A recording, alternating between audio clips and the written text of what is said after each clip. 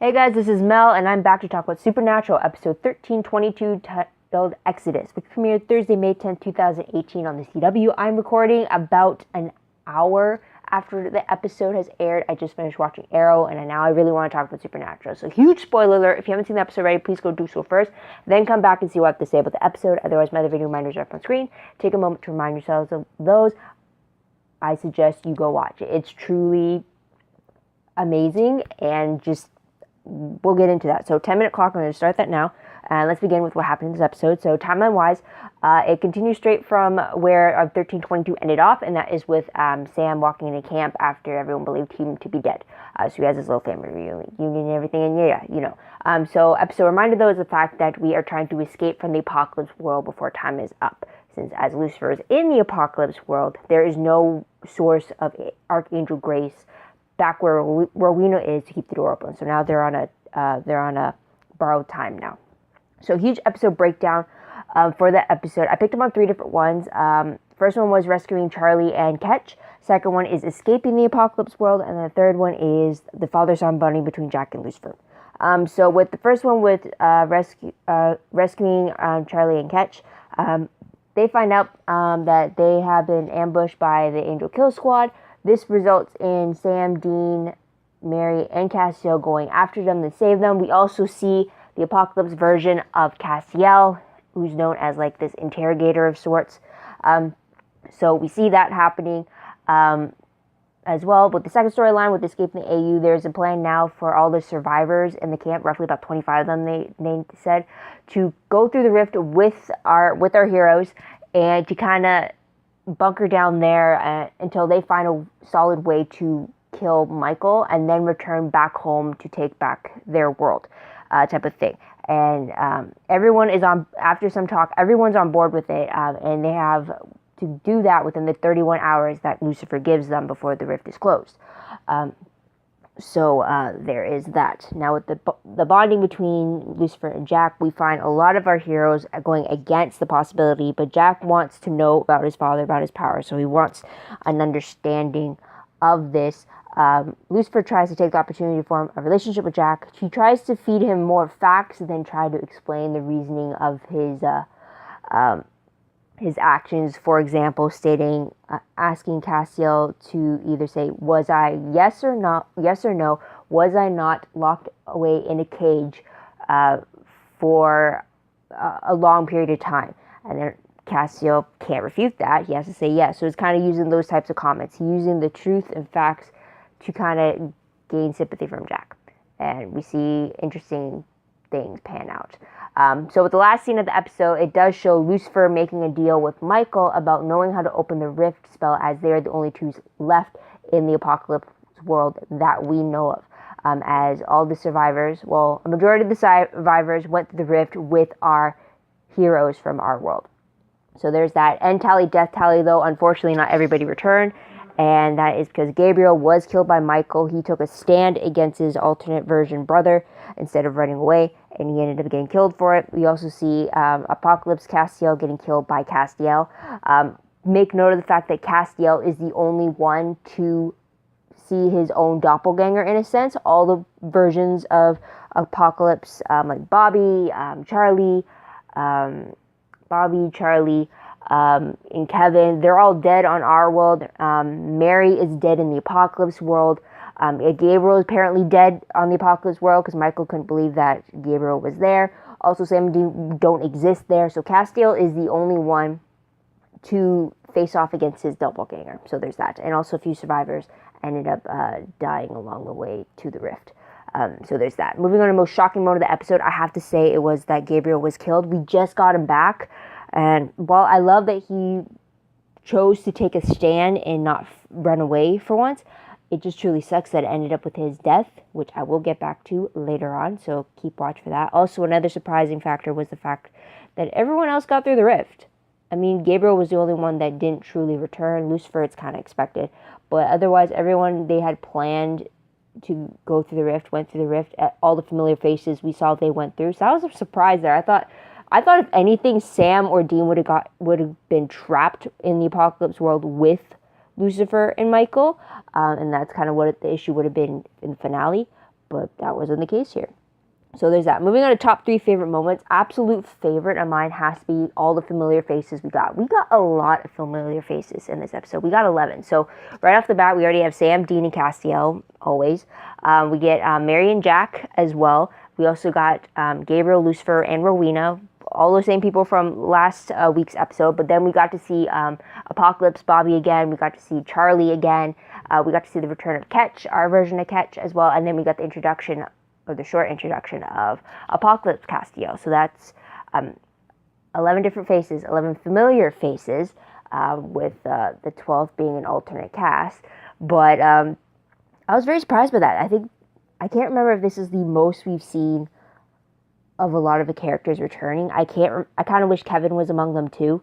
But I think the last time we had anything close to this was maybe when we had to take on Amara.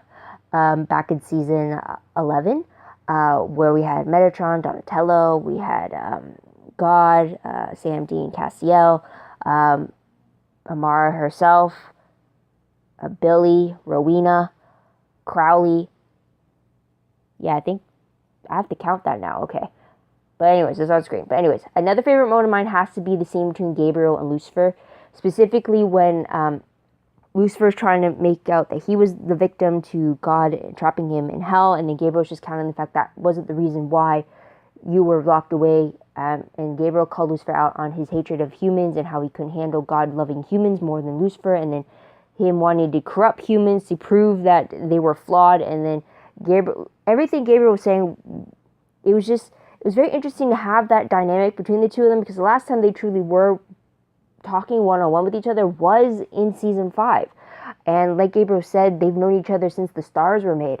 And you also see Lucifer hide away some tears after hearing Gabriel's words. And I really like that. And not only the fact that you see that Gabriel's words are affecting Lucifer, but also to see him react to just how his brother sees him, essentially. So that was very interesting to see. I'm glad we got to see that type of dynamic. It's very similar when Lucifer got to have that talk with Chuck in season 11 when they first got together, while it was Lucifer and Castiel's body type of thing. But that was great. And then it was very interesting how Lucifer tried to introduce Gabriel to Jack by saying, "Here's your Uncle Gabe," and like all that, trying to make lighthearted of it, everything. It was very interesting dynamic to see between the two of them for sure. Another favorite of mine has to be the hug that Dean gives Sam after checking on him and making sure, is everything okay? I'm like, nothing's astray. And then Sam's like, yeah, I'm fine. It's like, then you don't have to apologize for bringing Lucifer back as long as you're okay, type of thing. I like that hug. And I like that Dean confessed that he was truly worried that he lost Sam for real this time. So it was a great moment for the brothers to have in all this chaos. Another favorite moment of mine is also when Apocalypse Bobby tells Sam and Dean that he's proud of them and the success they had on the mission, but that he also has a good feeling about the two of them. And it was just, I'm so glad we got that. And then Sam also got to hug Charlie before he remembered that it wasn't their Charlie, but she didn't mind that at all. It's just, I love the familiar faces returning in these Apocalypse versions, even though it's not our versions. It's great to see the brothers have a sort of newfound dynamic with the doppelgangers of their loved ones type of thing. So there's that. Moving on to top 3 peeve moments, I really have to say the only peeve I truly had was Gabriel being killed off by Michael. I mean, I kind of figured that someone had to die in the grand scheme of things. I just didn't think it'd be Gabriel when we just got him back. I kind of wanted him to still celebrate in the return of everybody and kind of relish in the fact that he was free again, but he doesn't get that chance. But anyways, moving on to what moment will I remember most when I look back on this episode. The fact that our characters got to return home. That's going to be a huge one for sure. But moving on to random questions very quickly.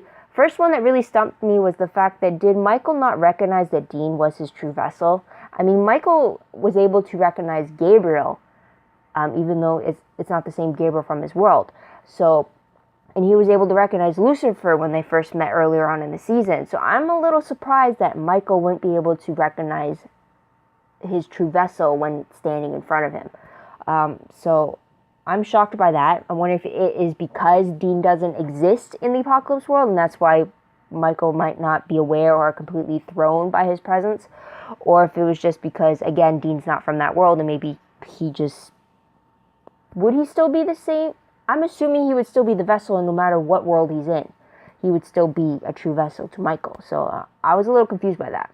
Another question I had was the fact that does Lucifer not realize that Michael will still go after him and Jack once he crosses the rift to conquer the Winchester's world?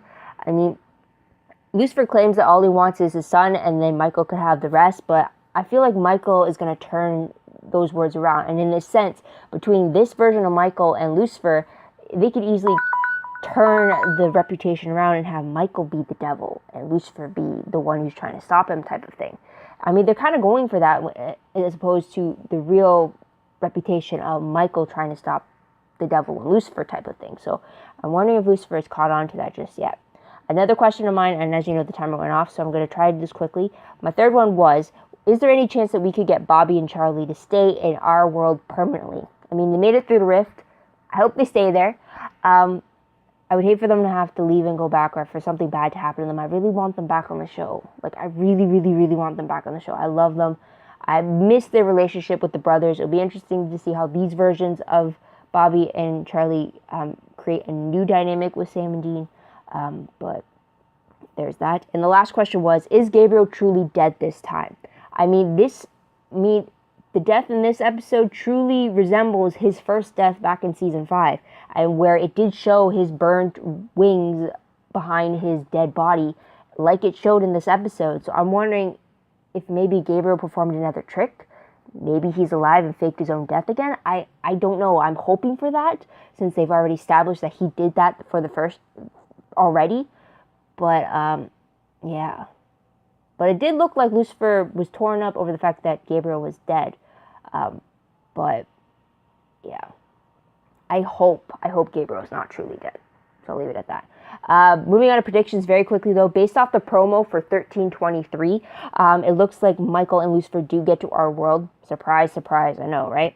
But it looks like Michael attacks Dean while Lucifer attacks Sam. It looks like Michael is bleeding from his eyes as well. And I had to watch the promo again, and I found an extended version of it that showed Dean attacking Lucifer in a flying leap, which supports my unsettling prediction of Jensen having to play Michael, which means Michael is going to be possessing Dean. But I'll get to that in a moment. But synopsis for the finale is that our heroes, Sam and Dean Winchester, continue to be tested in the battle between good and evil, but one impulsive decision could alter the lives of one of the brothers forever, which only further scares me even more into the prediction that Jensen is going to be playing Michael, and it's probably going to play out for some time in season 14.